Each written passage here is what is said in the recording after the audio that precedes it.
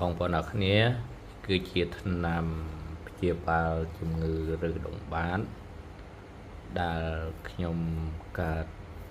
រយៈពេល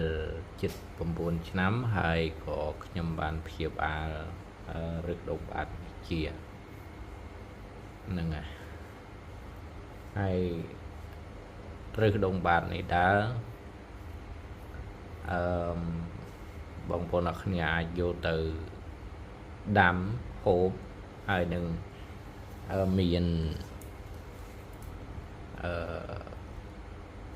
បាទមានគ្រប់សពណា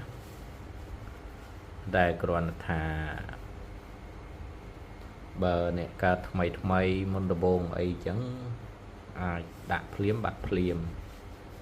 តែបើអ្នកកើតយូរឆ្នាំចំណាយពេល1ខែ2ខែសម្រាប់ការព្យាបាលប៉ុន្តែនៅក្នុងការព្យាបាលគឺយើងត្រូវតាយកចិត្តទុកដាក់ទៅលើធ្វើម៉េចកុំឲ្យហូបស្រាឬដងបាតគឺបើសិនជាយើងបន្តឲ្យវាឲ្យកើតយូរទៅវានឹងអាចคล้ายទៅជា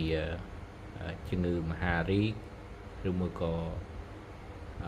ជំងឺកាពះរ៉ាំរ៉ៃបាទអ្នកដែលកើតរឹសដងបាតនៅពេលដែលរឹសដងបាតនឹងវាជិតទុំបាទជាពិសេសចាស់ដែលមានអាយុចាប់ពី30ឡើងទៅគឺចាប់ផ្ដើមរឹសដងបាតធ្វើទុកបដាហើយបាទអ្នកខ្លះ40បានរឹសដងបាតធ្វើទុកប៉ុន្តែយើងកុំចាំឲ្យវាធ្វើទុកដល់ថ្នាក់នោះណាពេលវាពិបាកព្យាបាលអញ្ចឹងឆ្នាំនេះបើសិនជាយើងយកទៅ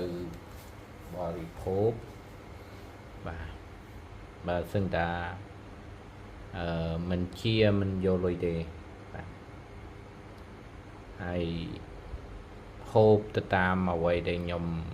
បានប្រាប់បានណែនាំទៅហើយបងប្អូនអរគ្នាហូបទៅតាមដំណាក់កាលដែលបងប្អូនអរគ្នាត្រូវហូបអញ្ចឹងឲ្យតបងប្អូនអរគ្នាព្យាយាមនៅក្នុងការហូបថ្នាំហើយឬដងបាតបងប្អូនអរគ្នានឹងបាត់ទៅវិញនិយាយទៅខ្ញុំកើត10ឆ្នាំ9ឆ្នាំហ្នឹងបាទ9ឆ្នាំមិន10ឆ្នាំទេហើយរឹសដងបាតខ្ញុំវាដល់ដំណាក់កាលកម្រិតទី3បាទទី3គឺវាចាប់ផ្ដើមធ្លាក់ឈាមខ្លាំងធ្លាក់ឈាមអត់បាត់ណាអានឹងដំណាក់កាលមួយដែល